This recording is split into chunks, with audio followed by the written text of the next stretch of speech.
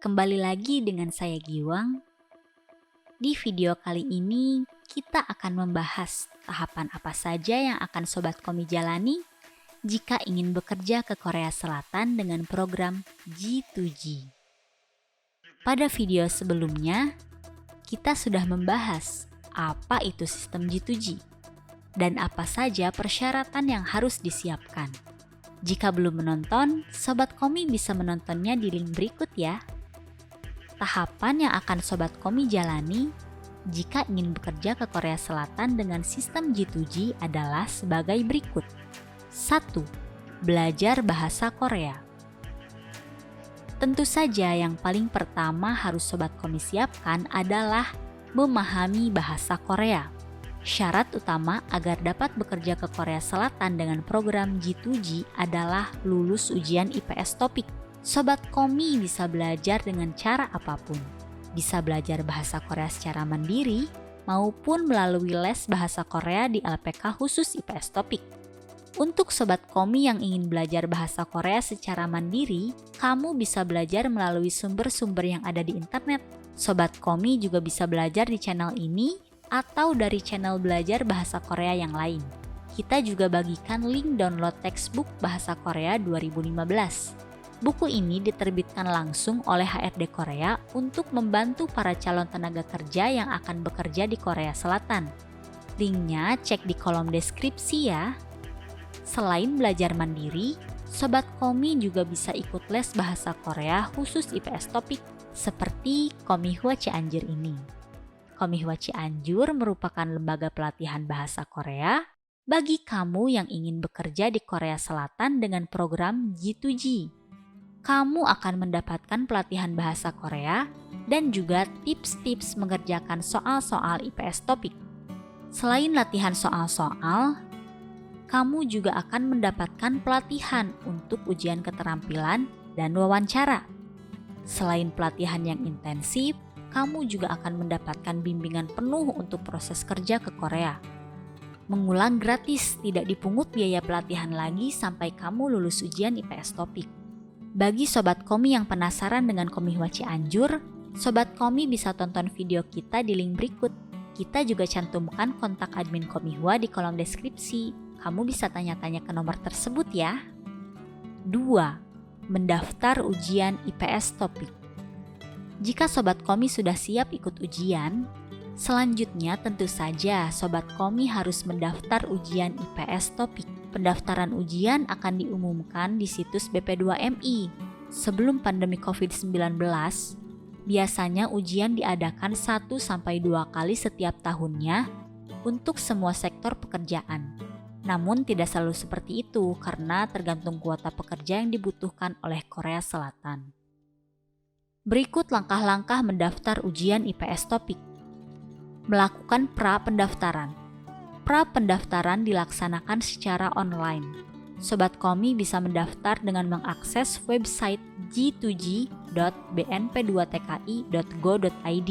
Setelah itu, Sobat Komi isi form pendaftaran dan mengupload persyaratan yang dibutuhkan. Membayar biaya ujian IPS Topik. Biaya ujian IPS Topik adalah $24 Amerika atau sekitar Rp350.000. Pada tahun 2020, pembayaran pendaftaran ujian dilakukan melalui Bank BRI. Bisa melalui internet banking, ATM, atau melalui teller BRI. Untuk pembayaran, pastikan Sobat Komi membaca ketentuannya di pengumuman pendaftaran ya. Verifikasi pendaftaran. Setelah melakukan pembayaran ujian, selanjutnya Sobat Komi melakukan verifikasi data pendaftaran dan mengambil kartu ujian. Jadwal verifikasi akan diumumkan melalui website bnp2tki.go.id. Tempat verifikasi biasanya diadakan di 2 tempat, yaitu Kampus Ikopin Bandung dan Universitas Negeri Semarang. Tahap ini tidak dapat diwakilkan, jadi harus pendaftar sendiri yang melakukan verifikasi. 3. Mengikuti ujian IPS Topik. Ujian IPS Topik atau Employment Permit System, Test of Proficiency in Korean adalah ujian kemampuan bahasa Korea yang diperuntukkan bagi calon tenaga kerja asing yang ingin bekerja di Korea Selatan. IPS Topik merupakan ujian tahap pertama.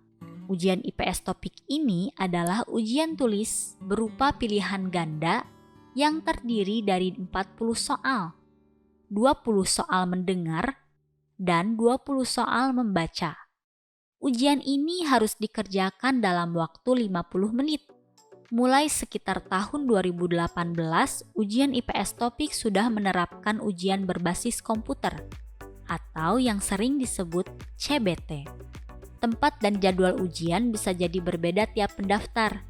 Jadi pastikan Sobat Komi datang sesuai dengan jadwal yang telah ditentukan. Sobat Komi juga tidak boleh terlambat datang ke tempat ujian, karena tidak akan ada toleransi terhadap keterlambatan. Sudah pasti langsung gugur sebelum berperang. 4. Mengikuti ujian keterampilan atau skill test. Pada ujian IPS Topik atau ujian tahap 1, biasanya banyak peserta yang gugur. Bagi Sobat Komi yang beruntung, selanjutnya Sobat Komi harus mengikuti ujian tahap 2 atau biasa disebut skill test. Skill test terdiri dari 3 bagian, ujian fisik, tes wawancara, dan tes keterampilan. Berdasarkan informasi salah satu peserta ujian dari Komihwa yang sudah lulus, di skill test ini juga Sobat Komi akan dites buta warna. Jika lulus ujian tahap 2 atau skill test, Sobat Komi akan mendapatkan sertifikat IPS Topik dan ID Cisco.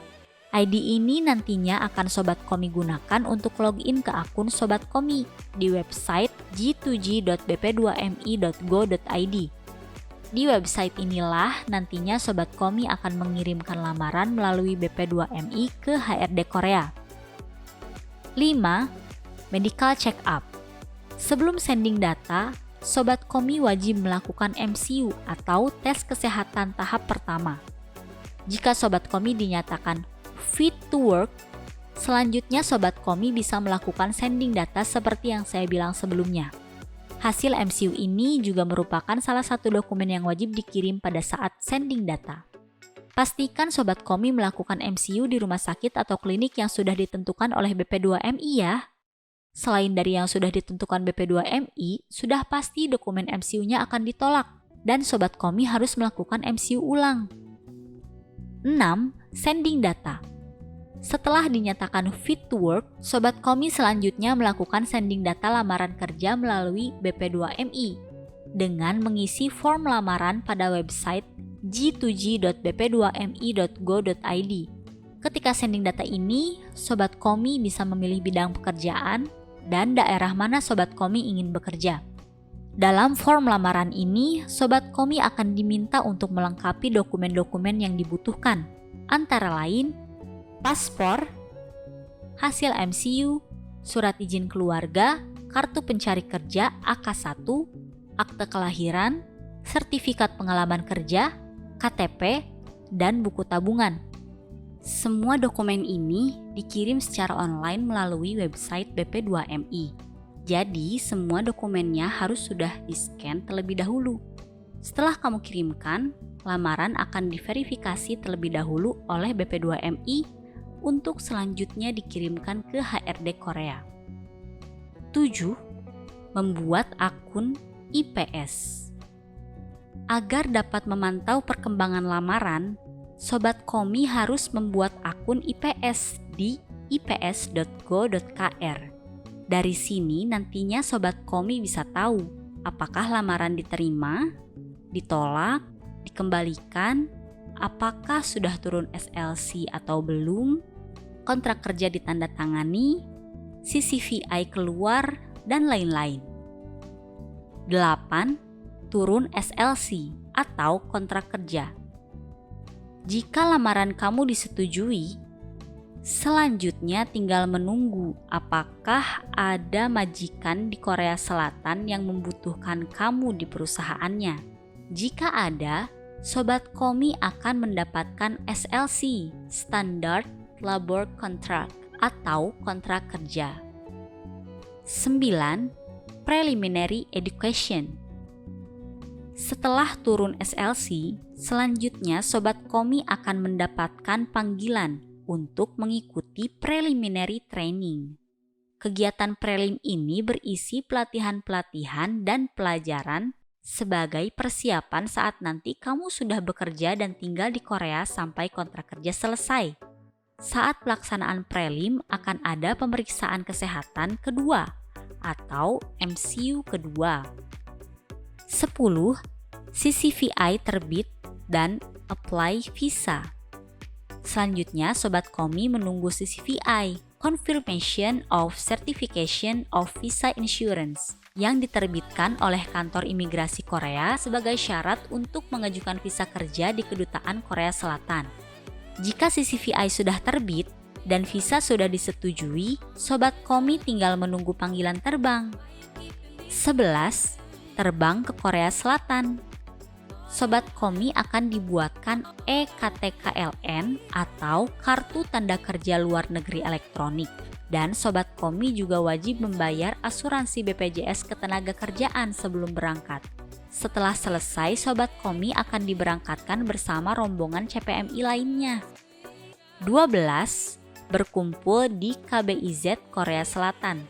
Setelah sampai di Korea, para CPMI tidak langsung bekerja.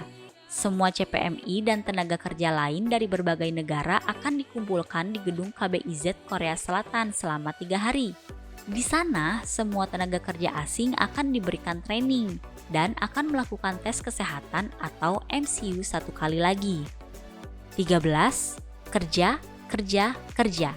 Jika lolos MCU terakhir, Sobat Komi akan dijemput oleh perusahaan atau pemilik pabrik tempat kamu akan bekerja. Sampai tahap ini, Sobat Komi sudah berhasil bekerja di Korea Selatan sampai habis kontrak kerja, yaitu 4 tahun 10 bulan, dengan perpanjangan perjanjian kerja setiap tahunnya. Nah, Sobat Komi, kurang lebih itulah tahap-tahap yang akan Sobat Komi lalui jika ingin bekerja di Korea Selatan dengan program G2G. Berakit-rakit ke hulu, berenang-renang ke tepian.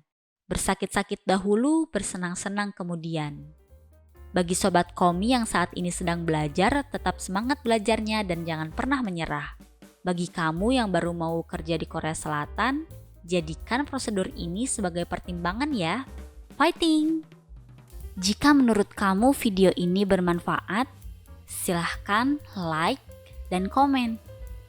Jangan lupa subscribe channel ini ya, dan tekan loncengnya supaya kamu tidak ketinggalan video terbaru kami.